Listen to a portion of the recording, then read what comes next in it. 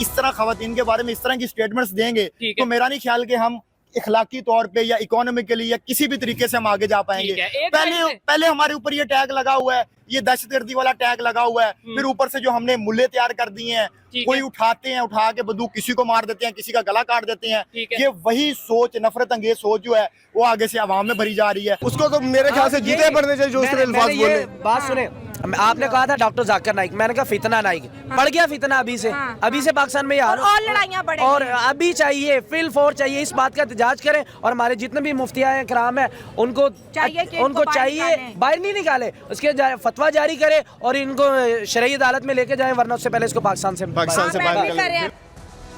तो सुना आपने कैसे लताड़ रही है पाकिस्तान की ही जनता, उनकी बातें हमने आपको सुनाई और आपको बताएं कि खुद को इस्लामिक स्कॉलर कहता है जाकिर नाइक, भगौड़ा है, आतंकी है, लोगों का ब्रेन वॉश करता है और खुद को इस्लामिक स्कॉलर कहता है। स्कॉलर्स ऐसे होते हैं, इतनी हल्की बातें करते हैं, पहले भी ऐसे बातें की हैं इसने। आपको बता देते हैं पहले क्या क्या कहा है। पाकिस्तान के इवेंट में ही इसने कई बार शर्मनाक टिप्पणियां की और आपको ये भी बताएं कि अभी 15 दिन और रहने वाला, 2 हफ्ते और रहने वाला और जहर उगलेगा। शादी नहीं होने पर महिलाओं को इसने क्या कहा, आपको बताएं कि शादी के लिए पुरुष नहीं मिलते हैं तो 2 रास्ते हैं। सुनिए जरा, आपको हैरानी होगी, आज के जमाने में ऐसी बातें करने वाले लोग हैं, या तो किसी की दूसरी पत्नी बन जाएं या फिर बाजारू हो जाएं। सोच रहे हैं आप किस घटिया स्तर की सोच है। ऐसी महिलाओं को पब्लिक प्रॉपर्टी कहा जाना चाहिए और ये बनते हैं धार्मिक स्कॉलर, इस्लामिक स्कॉलर। आप सोचिए, सोच से परे हैं ऐसी बातें। सुनिए, एक बार सुनवा भी देते हैं, आपको विश्वास हो जाएगा कि कितना घटिया स्तर है। सुनिए सर। को शादी करने के लिए मर्द नहीं मिलेंगे तो क्या ऑप्शन है उनके लिए? 2 ऑप्शन है।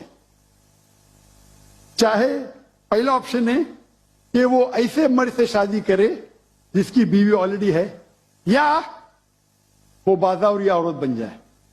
बाजारी औरत, इतना सख्त लव, मैं इंग्लिश में बोलता हूं पब्लिक प्रॉपर्टी, लोग एतराज लेते, मैं कहता हूं इससे अच्छा लव मेरे पास है नहीं। तो सुना आपने, इसका ज्ञान सुना, कितनी हल्की बातें करता है और बोलता है खुद को स्कॉलर। जरा आपको एक तस्वीर दिखा देते हैं, तस्वीर दीजिएगा। तस्वीर आपके सामने रखते हैं, ये एक अवार्ड फंक्शन की तस्वीर है जहां अनाथ बेटियां थी और मंच से जब ये संबोधित कर दिया गया कि अनाथ बेटियां आपकी बेटी है तो जाकिर नाइक जो है उसे एलर्जी सी हो गई। ऐसी एलर्जी हुई कि मंच छोड़कर जाने को बेताब हो गया, क्योंकि इसकी नजर में तो जो लोगों को गोद लिया जाता है, बच्चों को गोद लिया जाता है, वो भी गलत है। ये इस तरह की सोच वाला व्यक्ति है और मंच से कैसे भागा ये हमने आपको तस्वीर के जरिए दिखा दिया है। लेकिन जाकिर जिस देश में मेहमान नवाजी करवा रहा है, जहां रेड कारपेट बिछी हुई है, पाकिस्तान पल के बिछाए बैठा है, शहबाज शरीफ पीछे पीछे घूम रहे हैं, पूरा अधिकारियों को टोली लेकर चल रहा है जाकिर नाइक, उस देश का भी जमकर मखौल उड़ाया है जाकिर नाइक ने। इतना एहसान फरामोश व्यक्ति है। आपको बताएं, जाकिर नाइक के कराची के कार्यक्रम का वीडियो बहुत तेजी से वायरल हो रहा है सोशल मीडिया पर। कुछ दिनों से ये वीडियो ट्रेंड कर रहा है, चल रहा है। इस वीडियो में क्या है बताएं आपको। इस वीडियो में दरअसल जाकिर नाइक जिस पाकिस्तानी एयरलाइन से आया है, जिससे उसे लाया गया, उसका मजाक उड़ा रहा है। कहीं भी ऐसा नहीं होता जैसा पाकिस्तान ऑफिसर्स ने किया, ये खुलकर कह रहा है और वीडियो बहुत तेजी से वायरल हो रहा है। वहीं बैठा हुआ है, उन्हीं का रोटी दाल खा रहा है और उन्हीं को गालियां दे रहा है। वीडियो में पाकिस्तानियों के बर्ताव पर भी सवाल खड़े कर रहा है जाकिर नाइक। सोच लीजिए, शहबाज शरीफ को ये देखना चाहिए वीडियो और समझना चाहिए कि उन्होंने किसको बुला लिया, किसकी मेहमान नवाजी कर रहे हैं। जरा आपको दिखा देते हैं कि किस तरह से वीडियो वायरल हो रहा है, दिखाते हैं तस्वीर। कि मैंने सीईओ से बात किया, नाम नहीं लेता हूं, कंट्री मैनेजर से बात किया, डॉक्टर साहब आपके लिए कुछ भी करूंगा। मैं बोला ठीक है भाई, 6 लोग जा रहे थे, मैंने बोला भाई 500-600 किलो ज्यादा है, हाँ डरो मत, मुझे 50% डिस्काउंट दूंगा। बोला देने का तो फ्री दे, मतलब मत दे। ये पाकिस्तान है, गवर्नमेंट का गेस्ट हूं मैं, मेरे वीजा पे लिखा स्टेट गेस्ट, और आपका सीईओ पाकिस्तान का बोलता है 50% डिस्काउंट देगा। चार्ज कर रहे 110 रिंगेट 1 किलो का। मुझे इतना दुख हुआ कि पाकिस्तान में मैं आ रहा हूं, doctor Zakir Naik state guest है और वो 300 किलो छोड़ नहीं सकते, बोलते 50% डिस्काउंट देंगे। मुझे नहीं चाहिए तेरा डिस्काउंट। तो कैसे अपने आप को बहुत बड़ा खलीफा समझता है, आप ये देख रहे हैं। लेकिन इससे अब पाकिस्तान की आवाम गुस्सा हो गई है, सरकार से ही गुस्सा हो गई है कि भगाओ इसे यहाँ से, और इसको लेकर नाराजगी भी देखी जा रही है। पहले मजाक उड़ा रहा था, जब उसको लगा कि वीडियो वायरल हो रहा है, अभी तो 2 हफ्ते रहना है, कैसे खाना पीना मिलेगा, कैसे रहने का इंतजाम होगा, तो बोल बदल गए। सुनिए जरा जाकिर नाइक उसके बाद कैसे अपनी बात से पलटता दिखाई दिया है। बोल रहा है कि मैं भूल गया था कि अंतिम लक्ष्य ऐसे सांस्कृतिक मामलों में ध्यान केंद्रित करने के बजाय स्वर्ग का पासपोर्ट प्राप्त करना है। ऐसी सोच के साथ साहब स्वर्ग का पासपोर्ट प्राप्त करेंगे।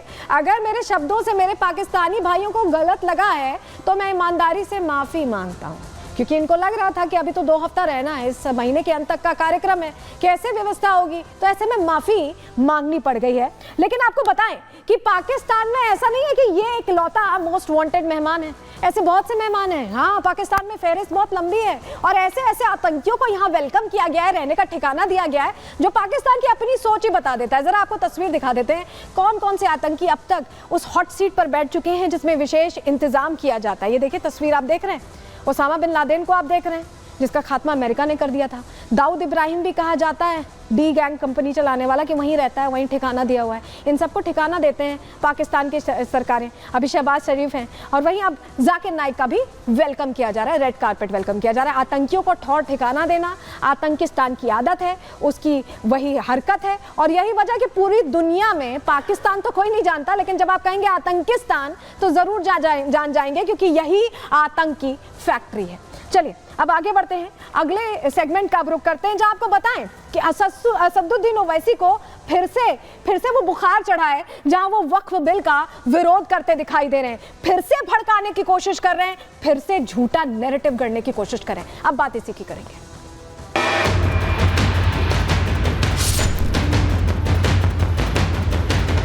हमारे वजूद को मिटाने के लिए मोदी की सरकार ने एक वक्फ का बिल लाया। अगर ये वक्फ का कानून बनेगा तो मुल्क में सोशल इंस्टेबिलिटी पैदा होगी। हम एक मस्जिद को खो चुके हैं मोदी, अब कोई मस्जिद कब्रिस्तान को नहीं खोएंगे।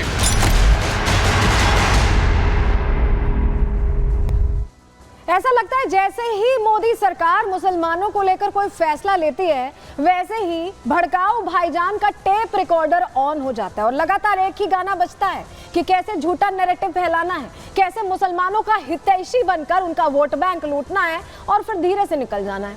यही एक तरीका बना हुआ है असदुद्दीन ओवैसी का और इसमें भी बहुत सफल अभी होते नहीं दिखाई दे रहे। इसीलिए अलग अलग तरीके से वो कोशिश कर रहे हैं कि कैसे वोट बैंक वापस आ जाए और जो जनता है वो खिसक ना जाए, और यही वजह है कि एक ही बात दोहरा रहे हैं। क्यों दोहरा रहे हैं आपको बता देते हैं। दरअसल असदुद्दीन ओवैसी एक बार फिर से अब वक्फ बिल को लेकर बोलते दिखाई दे रहे हैं। क्या कहा आपको बताएं, वक्फ पर मुस्लिमों को बरगलाने की कोशिश फिर से की है असदुद्दीन ओवैसी ने। माइंड वॉश करते हैं, वक्फ कानून मुसलमानों के खिलाफ है, ओवैसी कह रहे मुसलमानों के खिलाफ है। अभी उनको पता भी नहीं होगा, प्रावधान उस जेपीसी में भी है, फिर भी पता नहीं क्यों ऐसे कहते हैं। वक्फ से देश में सामाजिक अस्थिरता आएगी।